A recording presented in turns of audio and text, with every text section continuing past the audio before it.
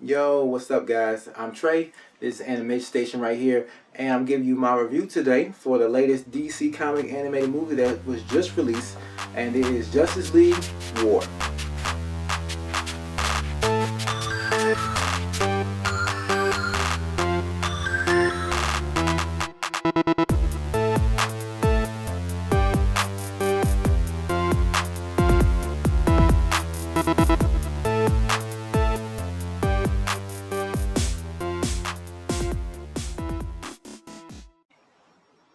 This entire movie can be summed up as a Justice League origin tale, where we basically got the five core Justice League members. And when I say core, I'm talking about Batman, Superman, Wonder Woman, Flash, and Hal Jordan, Green Lantern. You know, they don't let the black Green Lantern get up in there. And they're basically being joined by Shazam and Cyborg. These people are coming together for the first time ever and to fight a big threat that can basically destroy the whole planet, and fighting them individually is not feasible and they will die if they do it. So they come together to fight this one villain. And who's that villain? Who could the villain possibly be? Who does the Justice League fight almost 99% of the time? Darkseid, of course, Darkseid. Which, you know, I'm not a big fan of him. During this whole movie, he's had about a total of 6 spoken words, so not much depth to this villain right here. But there you have it. He's Darkseid. He's very dangerous. He's very menacing looking, and he's the perfect villain for the Justice League to fight, right? I think we could do better than that. But yep, that's what it is, and that's who we're facing. One of the things that caught me off guard was the fact that the Justice League members did not know one another. Like, some of the members did not know what the others were about or even heard of some of them. So when they actually came together at certain points in the story, they were actually fighting amongst one each other. And I'm not talking about talking all this. I'm talking about a real fist fight. So we got instances where we got Batman versus Hal Jordan. We have Hal Jordan and Batman teaming up to fight Superman, which was not very smart for them because it didn't go very well. They almost got killed. Yeah, Superman was a pretty different than I've seen him in any other movie too. He wasn't that typical golden boy, follow the brutal straight arrow Superman. The Superman right here had more, I guess, he definitely seemed like younger, and he was yeah, the dude was completely different because he seemed like he had attraction to women and stuff. I mean, him and there was some connection between him and Wonder Woman. As soon as they met each other, it's like, hey, I like you. Basically, you can fight, I can fight too. You can fly, I can fly too. Yeah, let's go. Yeah, it was pretty interesting to see that go down. And speaking of fighting, there was a lot of fighting in this movie, man. Not much story being told here, not much new development characters, no mysteries unsolved in the Justice DC universe going on here. We did get an origin story of Cyborg, which I found pretty interesting. That he was a football player. I actually noticed he was a football player, and due to a terrible accident, I don't know if this is canon or not, though. I feel like this is not canon because the story just seems just a little bit too random. But he ends up getting involved in the accident by grabbing a unknown alien technology. It blasts him apart, destroys most of his body, and his father actually puts him into a capsule and plants him with nanomachines and foreign technology that they've never used before, and he becomes the cyborg. That's how he basically becomes cyborg, and that was pretty interesting to see. I found out who the true villain is in this movie. It's not Darkseid. It's not Darkseid. It's Silas Stone. Silas Stone, you are the true villain. Worst father ever, man. Boy asked, will you ever come to one of my football games ever? I am the star quarterback. Everybody loves me. Recruiters want to recruit me for college. Will you ever come? Will you ever come to watch one of my games? Dude was like, no. I was like, oh, you bastard. That was just cold blooded. We also got more look at Shazam and his character. The dude's a mischievous little kid, man, that needs a spanking. I mean, for real. Sneaking in the games, not paying for tickets, stealing people's jerseys, sneaking out at night, and doing all this kind of mischievous stuff. And then right when it's time for him to get involved in action, he just goes Shazam out of nowhere. I mean, At first I thought he didn't have the power to go Shazam. At first I thought this was going to be an origin story for him. Then just randomly he just goes Shazam mode and he just goes off to fight people. And we really don't get to see the kid version of him until like the very end of the movie. So that was weird.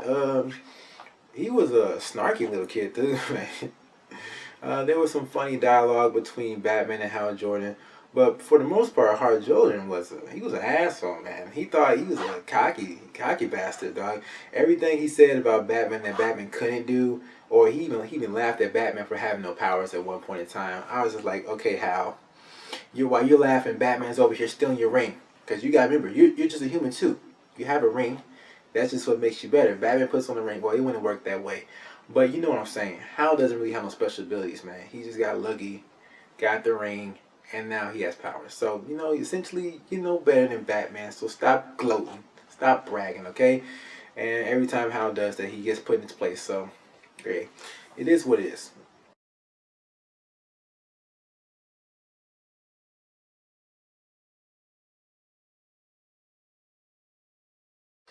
Integration with human society, I guess, outside the Amazonians, because she was acting pretty weird actually. She didn't know how to interact with the humans, and everywhere she goes, she was pointing her sword at somebody. Looked like she's about to like just impale them with the sword every minute. So everybody was pretty threatened by her. She was going off to meet the president for some odd reason, but that never really went down because she discovered how much she liked ice cream and how delicious it was. So that was different.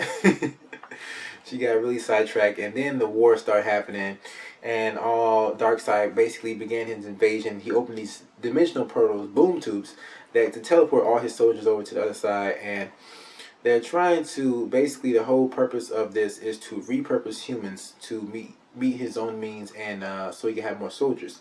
And he's actually going to be using these the powerful humans, like Justice League members. He wants to get them especially because they could be his main lieutenants and main most powerful soldiers in his crew. So he really wants to get them. He wants Superman really bad. And at one point in time, it looked like he's actually about to get him, but they actually get out of that in the nick of time, which I'm pretty happy about because the evil Superman would have been very dangerous for the whole group. And speaking on that part when I know I'm skipping around all over the place, but the part when Batman and Superman were fighting inside the Darkseid device machine laboratory thing, what the hell happened there? Because at one point it looked like Superman was about to kill Batman, and then the next point we got Batman over here fighting Darkseid and Superman joining him. So I'm like, what the hell just transpired between that and that? Can someone explain that to me? Because that just flashed from that point to that point. I was like, what to do? Did I miss something? I just scratched my head and stuff and just kept on watching the movie. But yeah, this movie has a lot of action. Definitely, if you want to see you for some action, some explosions, some serious fist fights. I mean, Darkseid gets it in. He goes ham on everybody. Everybody gets their ass whooped by Darkseid at one point in time or the other. That's for real. Then yeah, definitely check this one out, man. As far as the art style goes, I wasn't a really big fan of art styles, at least not when it came to the human facial features, like when they had their mask on. It's like that, everybody look alright. But when they came off the face, like everybody looked the same to me. Bruce Wayne looked like Superman, which looked like Shazam, which looked like Hal Jordan without his Green Lantern outfit on. They all look the same. So I'm just like, who drew these guys? I mean, they're all Caucasian men and dark hair, except for Flash. But I don't think he ever took off his mask. I don't think Flash ever had his mask off. So, but yeah, everybody looked generic and the same. I really like that art style right there. And Superman, yeah, Superman just looking crazy too, man. I mean, busting out of his suit and stuff. It's big, man. I mean, his neck. Superman's neck is like a tree trunk. It's a huge neck. Huge neck. I just can't get over that art style, man. So overall, would I tell you to go see the movie or avoid it? Go ahead and check it out, man. If you like action, go ahead and check this out, man. You will get satisfied real good. But if you like in-depth story, learn about our characters, a little more character development, then you may be disappointed by this, okay? And some of the interactions between the characters is kind of really weird and really off too. I just hope they don't use this origin story in the live action film, because it would turn out pretty awful. People are already complaining about how DC is just beat 'em up and no story, not a story driven universe right here. So with the live action super movie, so like people been complaining about that. So they put this out there. Oh, it's gonna be hell to pay. It's gonna be hell to pay. And Superman, he actually killed somebody in this one too. So they turned Superman into a cold-blooded murderer. He killed the well, he was under mind control, I grant you, but he did kill that the evil researcher dude who was trying to perform experiments and stuff on him. So he did, and he stopped. He choked him out. He did. But yeah, overall, movie was okay. Check it out at your own discretion. And if you enjoyed this review in any way, go ahead and give me a thumbs up and go ahead and subscribe for more. Because I plan on doing more animated movie reviews like this because I actually enjoy doing these and I can finalize and be good with it. But Darkseid, you suck. And that battle at the end with Darkseid went on for way too long. I mean, he was just, the way he was stuck on the portal because he didn't want to go back. He was just stuck there forever. I'm like, just shut up and get your butt out there in that gate, man. But yeah, that's it. I'm out of here. See ya.